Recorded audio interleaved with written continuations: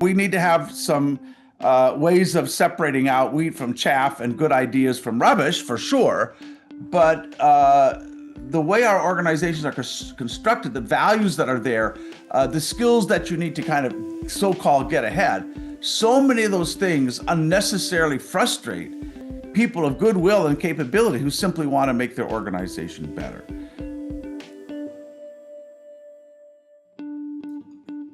Hi, I'm Tracy Lovejoy. And I'm Shannon Lucas. We are the co-CEOs of Catalyst Constellations, which is dedicated to empowering Catalyst to create bold, powerful change in the world.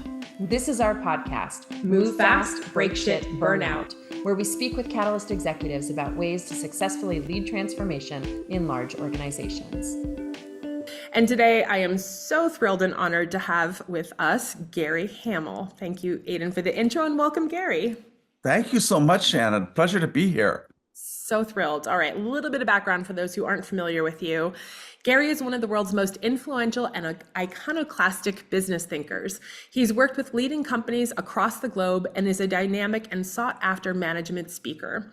He's been on the faculty of the London Business School for more than 30 years and is director of the Management Lab. Fortune magazine describes Hamel as the world's leading expert on business strategy, and the Financial Times calls him a management innovator without peer. Hamel has been ranked by the Wall Street Journal as the world's most influential business thinker and is a fellow of the Strategic Management Society and of the World Economic Forum. So you can see why I'm thrilled to have Gary here with us today. And Gary, we'd love to start off with a question about how do you relate to the concept of catalyst? And if that resonates with you, can you share some career highlights that sort of demonstrate your catalytic nature? You know, I think it's a super useful and quite powerful idea, the notion of being a catalyst. I've spent a lot of time in my career thinking about what makes somebody a leader. And for sure, having subordinates does not make you a leader. And if I can riff on this for a moment, what has happened over the last several decades is we basically started talking about anybody who has a managerial role as a leader, which I think completely denigrates the idea of leadership, because being in an administrative role does not make you for sure a leader. And so my definition for a very long time about how do I know a leader, and in essence, you only know a leader after the fact when somebody's actually stepped up and led something. I think it's hard to predict a priori who might have that capability. But for me, the definition has always been an individual who makes a catalytic contribution to collective accomplishment. And I've been using that for 20 years, I suppose, as a definition. And somebody who working with others, not through others, people are not instruments, but working with others, makes things happen that would not otherwise happen. And we can come back and say, what are the capabilities, the traits, how do you develop that capacity to, as it were, punch more than your weight, cast a bigger shadow, make a bigger difference than your resources or position might indicate. But I think that is the essence, of leadership. And to be honest, most of the leadership development that happens in business schools and in training programs and so on really doesn't go at that at all. So I'm super glad you guys are making that idea, bringing it to life, and giving people great examples of it. When I wrote Leading the Revolution, which was now 25 years ago, a large section of the book was devoted to people as you call them, internal rebels, or I think Teresa Amabile at Harvard called them tempered radicals. So we can use different words. Yep. But people who, unbidden and without any particular internal power, created new billion-dollar businesses and had enormous impact on the way their organizations work.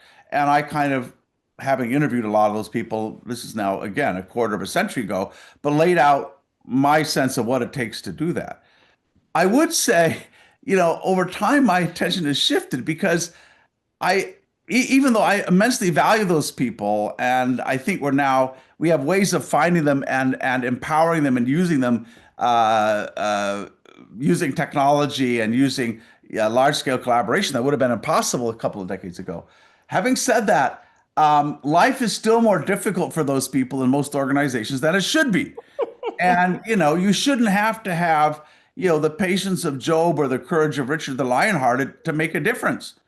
And so, in so many ways, and I'm sure you've seen this, Shannon, the system works against these people.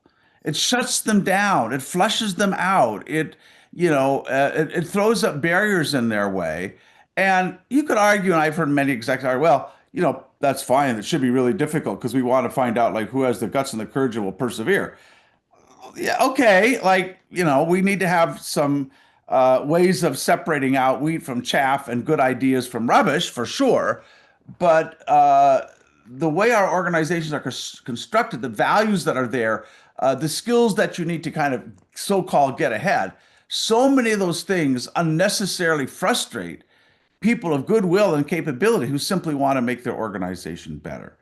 So I think the idea is very powerful. I think we can talk about what it takes for somebody to make a catalytic difference, but it's important for me anyway that our organizations make life a little easier for people whose emotional equity is invested in the future, for people who can see a better way, who want to make a bigger difference, rather than endlessly frustrating them. It's a perfect segue because my next question was really about that. It's like, you've talked about how the future belongs to the bold, not the bureaucratic. And so I guess the question is for the organizations, for the people, the leaders who are listening, what would you say to them about how to make it easier for those internal change agents, the people that we call catalysts? Well, I think some of it is what you've done in your work with your colleagues. I think you can train people to some extent to be successful change makers, and you know, probably more informally than you have, Shannon. But again, throughout all my career, the tens of thousands of people I've interacted with, I've always been very curious why some people, most of them obviously clever and smart, but so, whatever their gifts, some people are able to make a bigger difference. And as I looked at that, and I'd be very interested in kind of correlating this with your own experience, there are four things that for me have always stood out.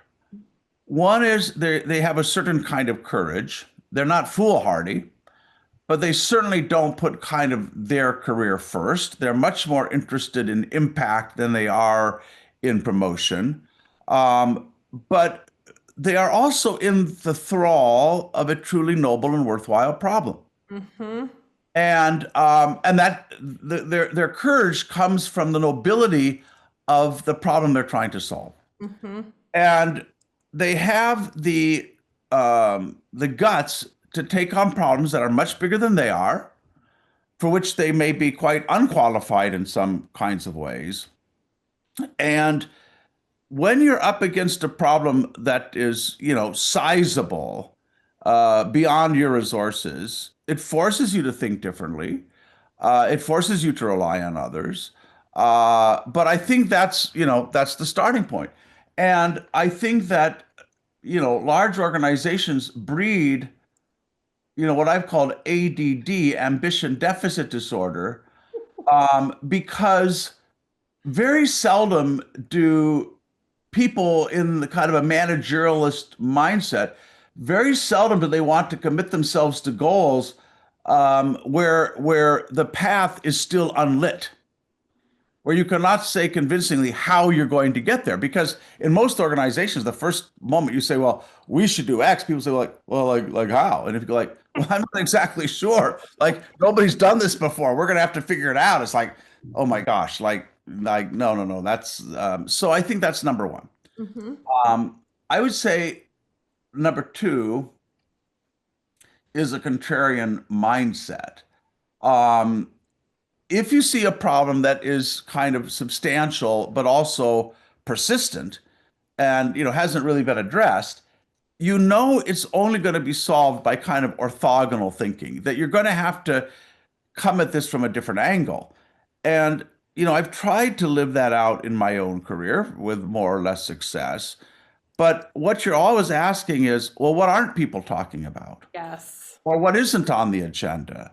Or what are the assumptions everyone is simply taking for granted? Or what are the ideas, the conceptual lenses, the principles that come from other fields or other disciplines that might be useful to us here?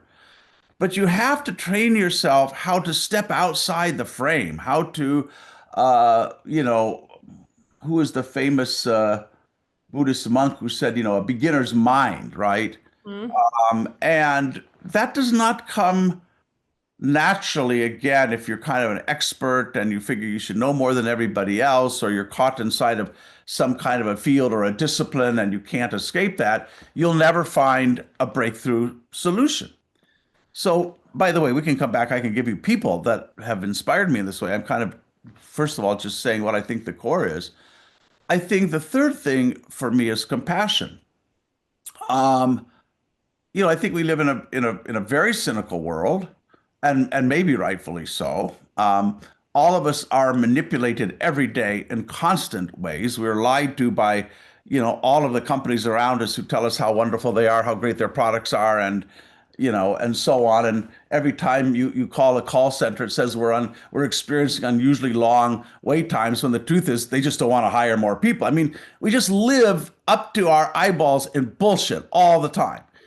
And so when anybody comes to us and says, "Hey, I need your help," or, would you partner with me on this? The first question we always ask is like, "Yeah, well, like, what's your angle? Right. Like, how does this work for you?" And we just assume, and often rightfully so, that most people are operating out of a very, narrow self-interest. And so and it doesn't come easy, but when people see around you that you are in it for them, that you are willing to sacrifice some of your income, future, time, whatever, to help them, that breaks down a lot of barriers. And people are willing to work with you, to let you fail sometimes and let you screw up, to give you some grace, if they believe you really do have a kind of higher calling. So that is kind of a magical superpower, I think, if you're trying to get things done. And then I would say the last thing, which would be, I'm sure, obvious to you and many of your listeners, is you have to have a kind of community building orientation. Um, you don't do anything substantial by yourself.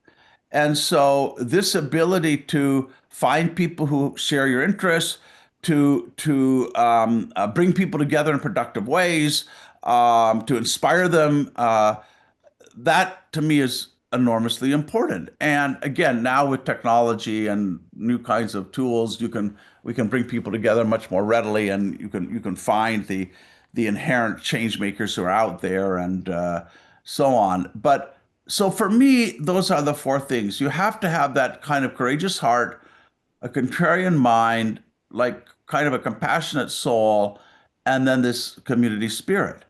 And I think when you see those things come together in somebody, you can be sure they are going to surprise you by what they're able to accomplish. Amazing. Yes, I feel very seen. The community building part, just to sort of pick up on that last thread, it's so interesting because I have a follow-up question about the emotional labor, like how hard all of this is. Like everything that you just said is true. And the level of self-awareness, self-management, like you said, the sacrifices that you have to put can easily lead to burnout and energy depletion. And what we see with this community is they'll come into our sessions and they'll be so depleted and they'll be like, I just don't have another hour to give anyone. And by the end of that hour, just the like spark, the frictionlessness of being together is such a great energy booster. But I want to take it up a little bit and say, this is like, it's such a great definition of the sort of the attributes, the how and why of these people.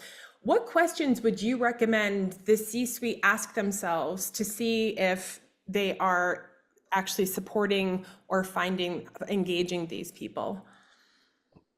Well, I think you can ask those questions at several different levels. I guess the most basic level would be, Do you recognize such a person when you come across them? Hmm. Um, uh,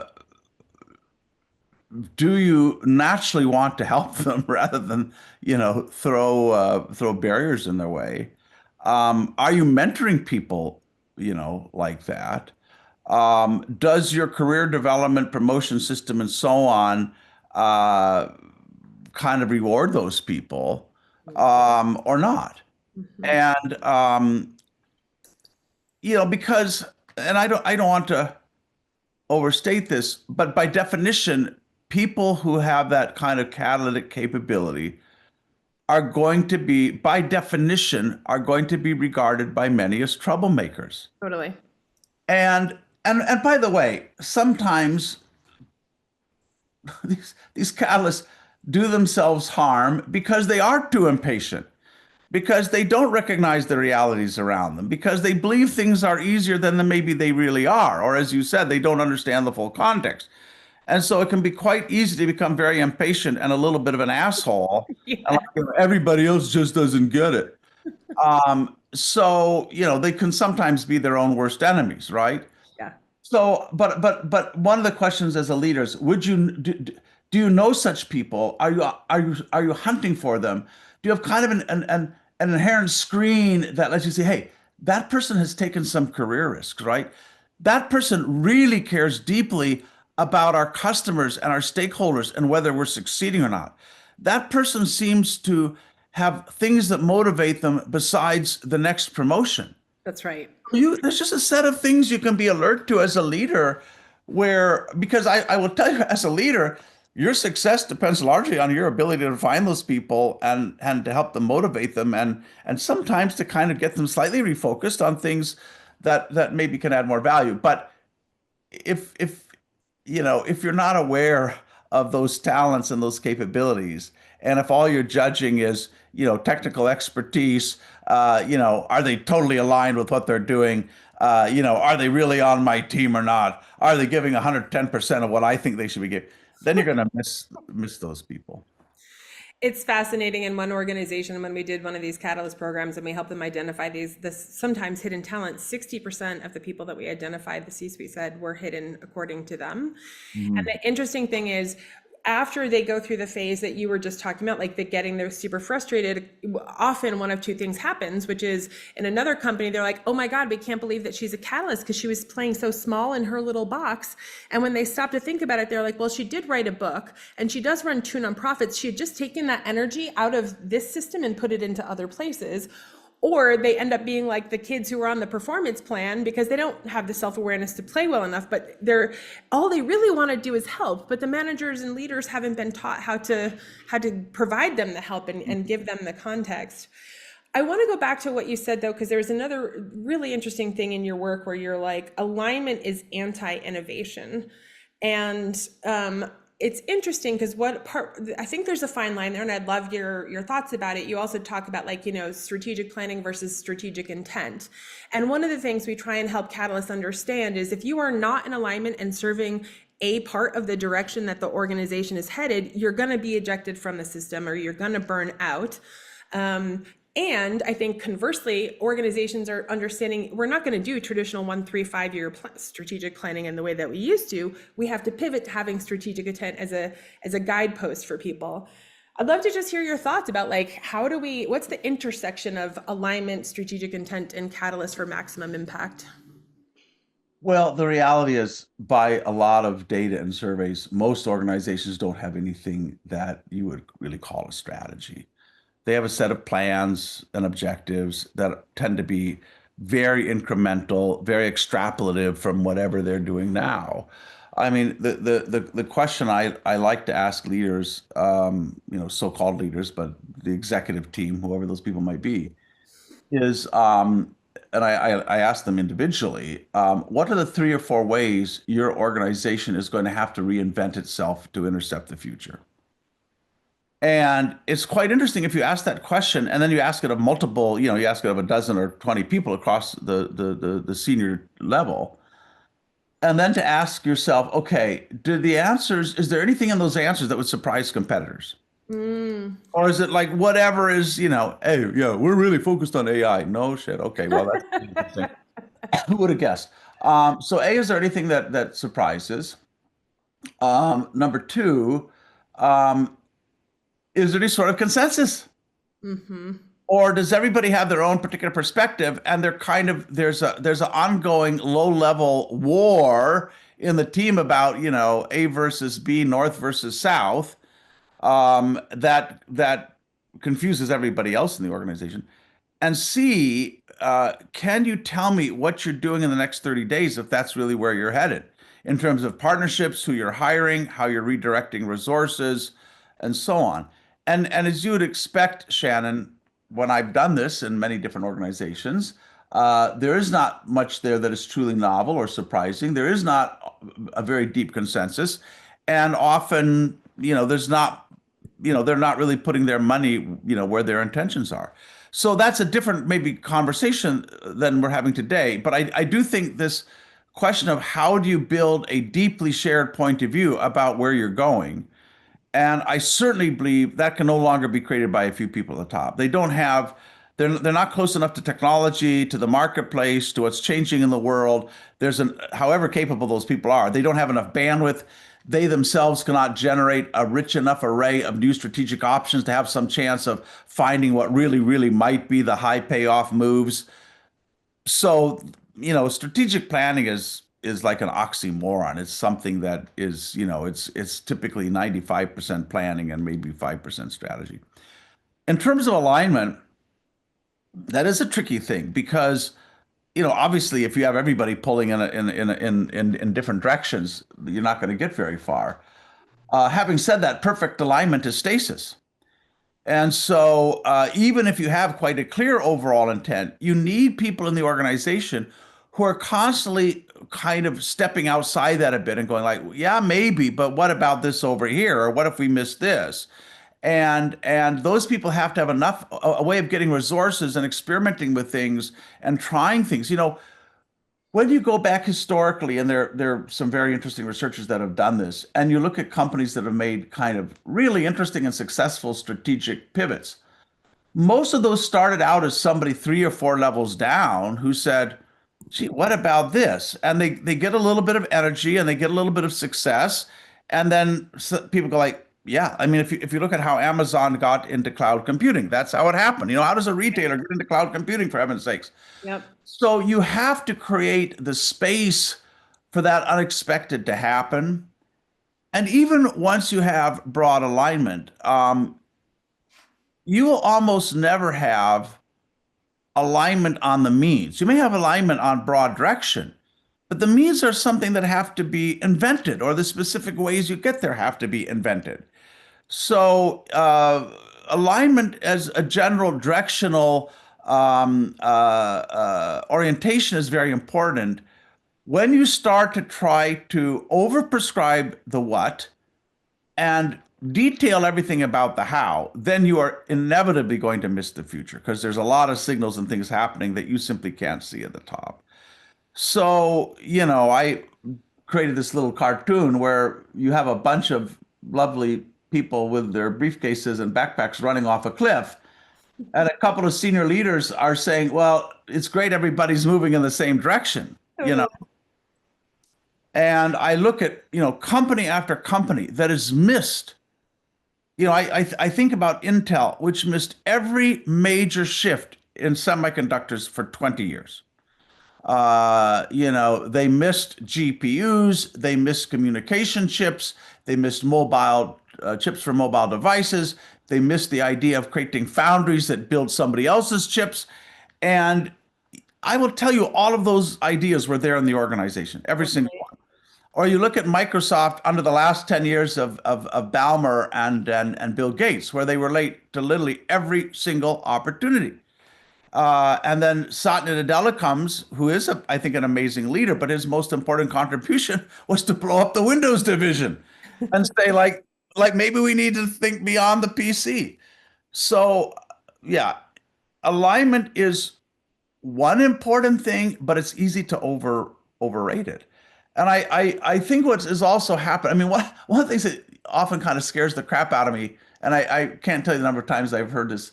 When some CEO exec says, we need to be one company, like fill in the name of the company. We need to be one blank, right? One bank, one whatever. Like, what the heck does that mean? One whatever. And, and again, I think as the world has become much more complex and moving much faster, the ability to be in control in a traditional sense has kind of become impossible. And it's this very odd conundrum or paradox that as the world has become less predictable, where you need more experimentation, more improvisation, more people trying to do new things, our organizations have become more centralized. And with more policy and more homogenization and so on. And I can only speculate, and I will label this as speculation, but I have the sense that if your mindset as a leader is, I need to know, I need, if something goes wrong in this organization, I'm on the line. I need everybody coloring inside the lines, right? I need to know that we're not about to do something stupid. Um, and if you believe that control comes from oversight and from policy and so on, then you will just, in kind of a hopeless attempt to maintain the illusion of control, you just put in, more top-down mandates, more CXOs, more policies, more reporting, and so on. And I don't think you can win that, but I think in a way you are trying to you're trying to risk-proof the organization for your own kind of emotional equanimity, right? and the frank thing is that there are many other ways of getting control. As I was in my long career at London Business School, which is now more than 40 years, nobody's ever told me what to teach. They never tell me which cases to use, right? They don't tell me, Gary, we want you to spend half the time on cases, half the time lecturing, or we want this much Q&A. Nobody ever tells me that. But at the end of every term, all of your students give you a grade, just as I give them a grade. They rate what I did, and everybody, every other student, every faculty member can see that. So, I'm going to figure out how to do a good job for my students. And and you cannot program that because people do it in different ways. And I think, but what many leaders want to do is they want to program that rather than saying, no, no, no, let's let this person figure it out. By the way, if they don't figure it out, they're gone, right? We're not going to so you have a strange thing where you have a huge amount of control, which is incredibly infantilizing. It kind of it makes people very passive. And people will collude with leaders in shifting accountability up. Because by the way, if I'm just passive and like, well, this is what they asked me to do, this is the way you have to get this thing done, this is the policy, or this is what my boss wants to do. Now I have taken all accountability off my shoulders and delegated it up. That's kind of a pretty comfortable thing to do. Like, instead of, no, no, no, Gary, you figure this thing out. And if you screw it up, you're gone. And so, so you end up with a lot of control and a lot of mediocrity, which is a really bad combination.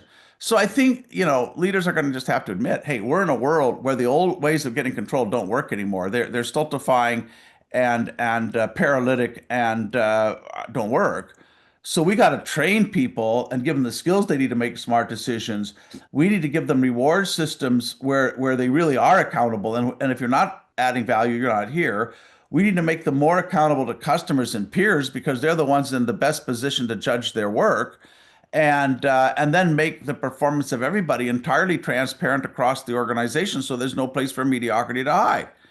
That is a completely different way of thinking about control than policy, rules, mandates, and, so we'll get there, but often before you see a real paradigm shift, we're going to double and triple and quadruple down on what we're already doing and what we're familiar with before we go like, oh crap, that really doesn't work anymore. Yeah. it feels, with the work that we're doing and what we see, it feels like the pace of change and the magnitude of change is accelerating that process of getting there, because the leaders just can't have all the answers, right? But I think so much is interesting there.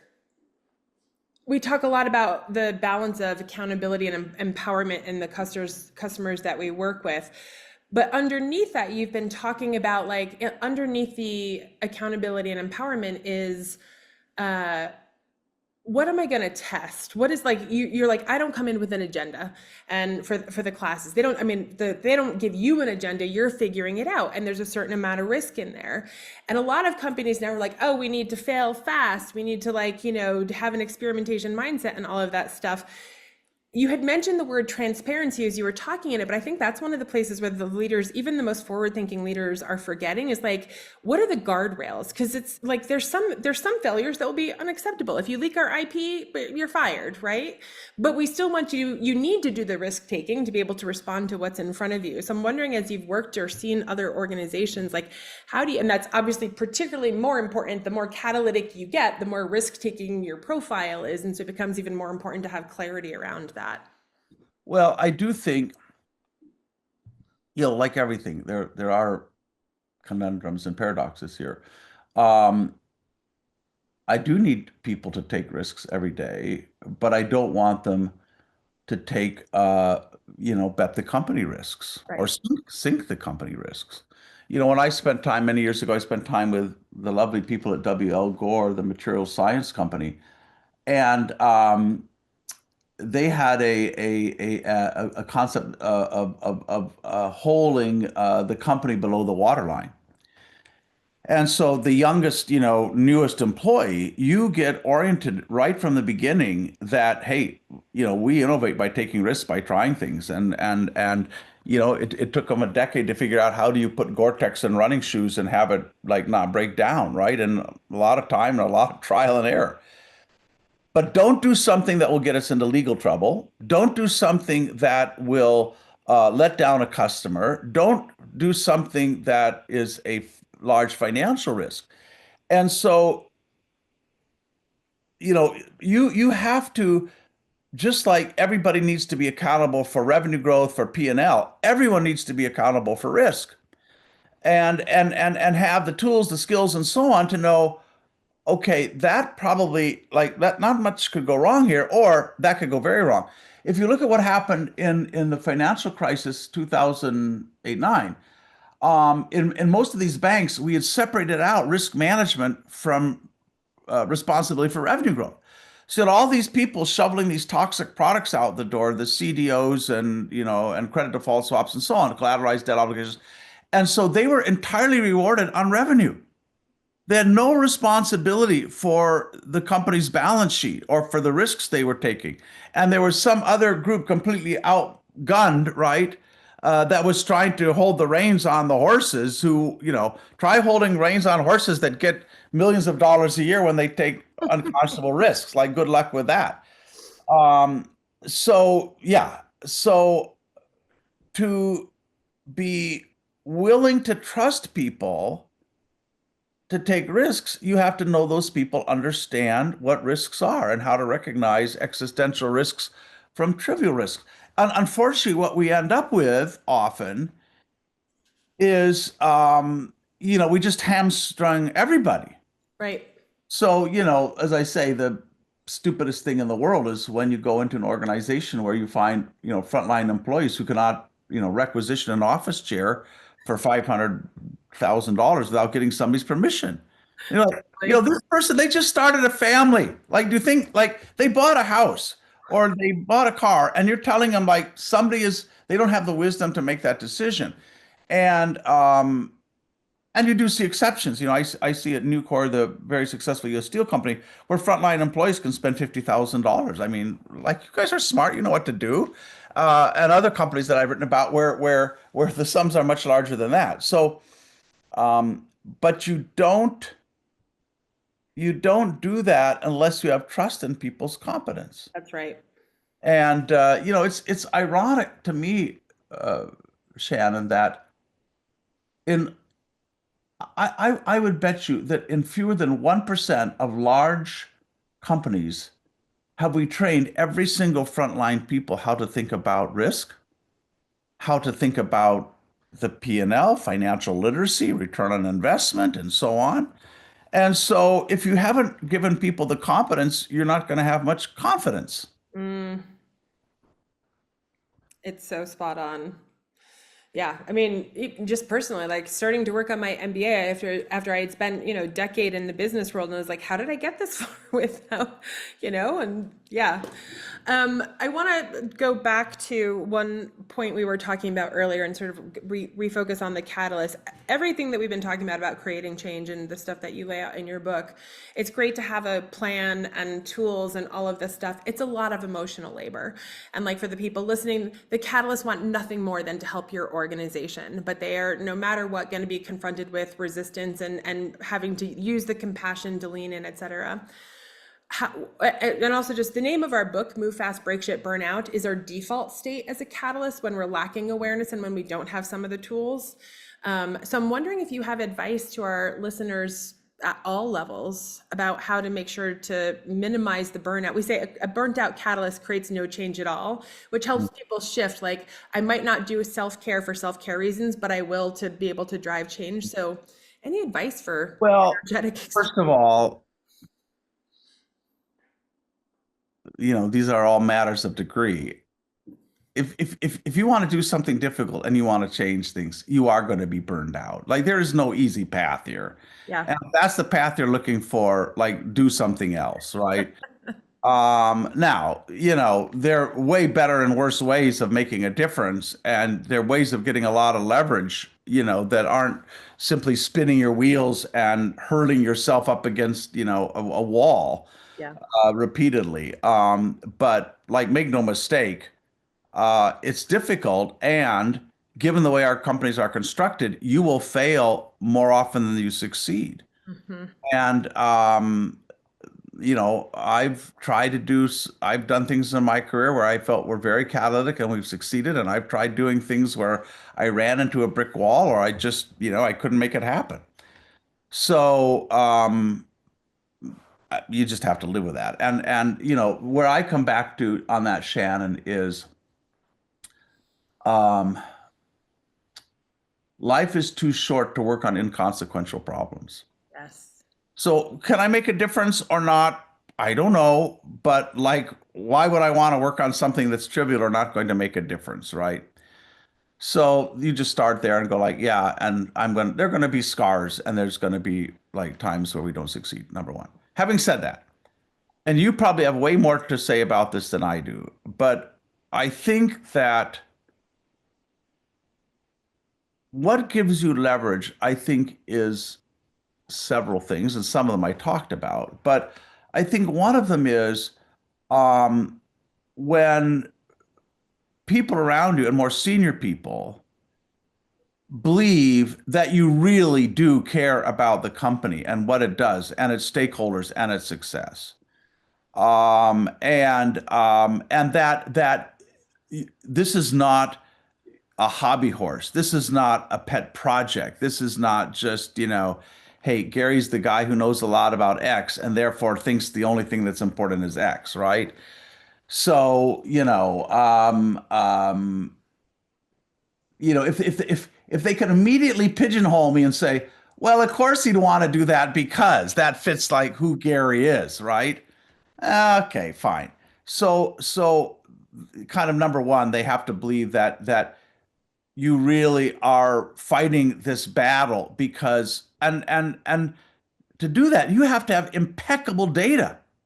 This is not like some emotional thing. And, I mean, the same time I talk about having a noble quest, you have to be able to tell people why that's important in dollars and cents terms, and interpret the value of what you're doing in the way that makes sense to every constituency you're trying to engage, whether it's peers, whether it's outsiders, whether it's senior executives.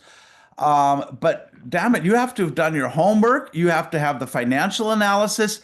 You need to make this inescapably logical to people.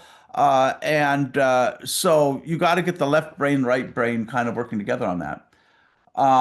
And be kind of really clear on kind of where there's a burning platform.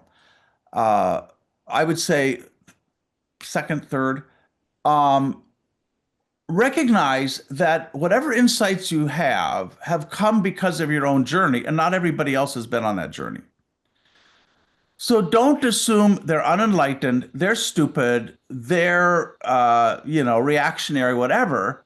Recognize what is it going to take for them to let go of things that have been important to them, that they've believed, that have been validated by their own careers and success, and maybe think in a different way. And so, how do you construct a set of experiences and learning for them that will nudge them in the right direction? And certainly one of the things I found, despite what I just said about, data and analysis is, which I think is important, but whatever understanding you're trying to cultivate in people, you have to ultimately move it from intellect to viscera, right? And that happens, I think, only experientially.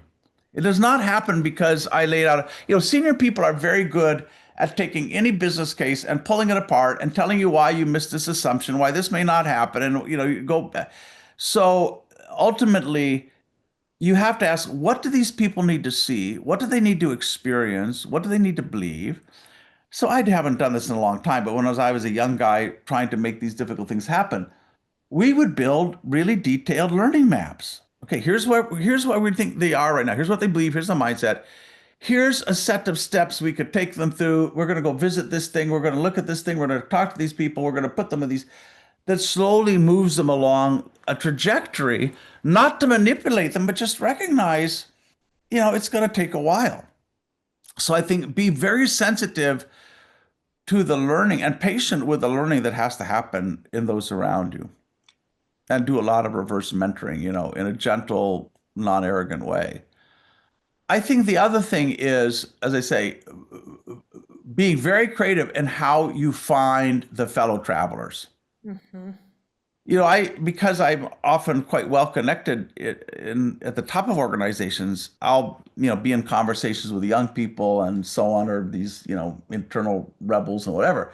And they say, Gary, kind of, can you help us get the ear of the CEO, or can you kind of help us short circuit something? And I usually say no, because, well, for two reasons. First of all, you have to be willing to admit that 95% of people's great ideas are crap. Right? I mean, I live in the middle of Silicon Valley, right? Out of 1,000 startups, how many are going to make any real difference? Not very many, right? Most of them are going to end up as like the juicerator or something that well, that was a dumb idea, right? Like, who backed that? So there's a logical reasons CEOs and senior leaders just say, nah, I'm not interested, not going to do that, because on average, that's going to be the right thing to say. So don't go waste their time. Don't try to pitch. So what I say to young people particularly, go sideways before you go up. If you can find 3 or 4 peers that are willing to spend a Saturday like working through an idea, writing a white paper, building a demo, bringing data together, do that. And better yet, run an experiment and collect some real data, even if it is, a very kind of quick and dirty experiment. I remember Scott Cook, I guess now maybe emeritus chairman of Intuit, but built Intuit into an amazing company. At one point he said, "We're not going to make any more decisions by persuasion, by power, by position, by PowerPoint. We're all going to make them with data. So if you want us to do something, go do an experiment and bring us some data, and don't try to convince me from your brilliant logic, or go try something." So I think that is, that's what you have to do, and resist the urge to go ask permission, but see if there are people around you, who will work with you on something. And my experience has been that it's much harder for a senior leader to say no to something when half a dozen people come in Right. and say, "Hey, we've worked on this. This is the idea. This is what we tried. This is what we learned. Can you help us get this to the next step?" That's right. So now, and I've seen super powerful ways of doing this. One of the one of the most amazing catalysts I've ever met, and if you've never talked to this person, they would be a great addition, is Helen Bevan. She's British. She works for Britain's National Health Service, which is one of the largest, most bureaucratic organizations in the world. I think they have 1.7 more or less million employees. And it's a complete disaster. I mean, it needs overhaul in the most fundamental, root and branch kinds of ways. Is bankrupting the country, and it seems impossible to change it, which is a slightly different conversation. But as kind of a mid-level catalyst, at least when she started out, she wasn't dissuaded by any of those things, by the complexity, by the size, by whatever. And she had had an experience working with some young doctors who were already burned out earlier in their careers and said, "We're spending all this time fighting the system, doing all this paperwork, can't get anything done. Nobody listens to us, and it all comes at the expense of our patients." So she started a little thing called Change Day, which was kind of a grand title, but literally, Shannon, without anybody's permission, they put up a little, and this is now a decade ago, and so I don't know what technology they're using, but they had a little website and a little form where you could fill out and make a little pledge on what you would do within your job to make it better for patients. And so they ran this little 90-day experiment, and their hope, which was quite ambitious, was to get 65,000 pledges out of, more than a million people and it was all word of mouth and using people's kind of social media and whatever. And hey, would you go and just look at this? And if you can think of something, make a pledge. Well, at the end of 90 days, they had 180,000 pledges. Wow. The next year they did it, they had 800,000. And this ended up being talked about by President Obama. The idea spread to many other countries.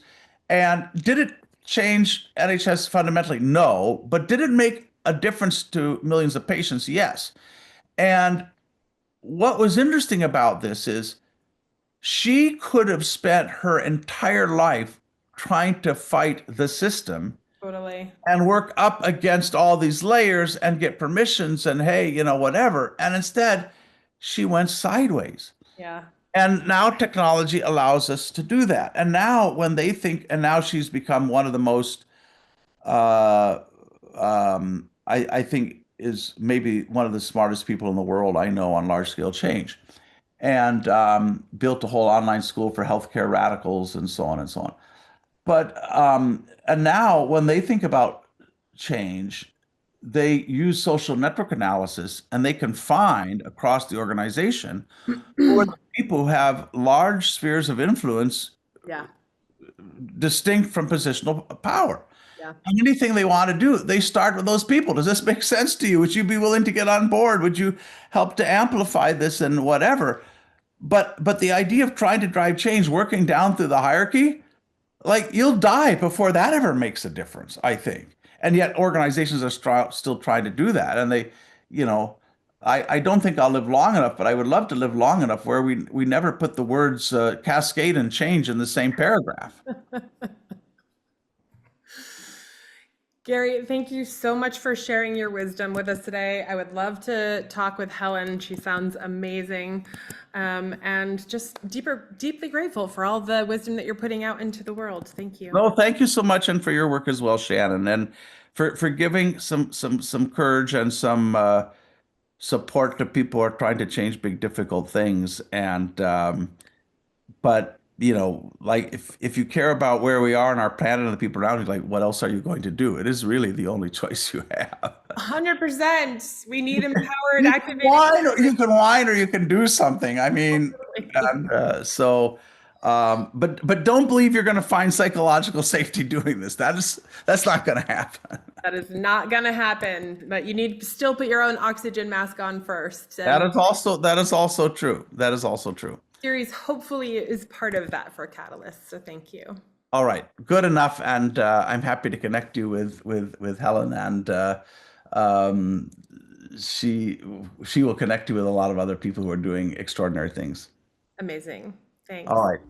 And to our listening audience, thank you so much for joining this conversation. If you'd like to learn more about how to create bold, powerful change in the world, be sure to check out our book, Move Fast, Break Shit, Burn Out, or go to the website, catalystconstellations.com.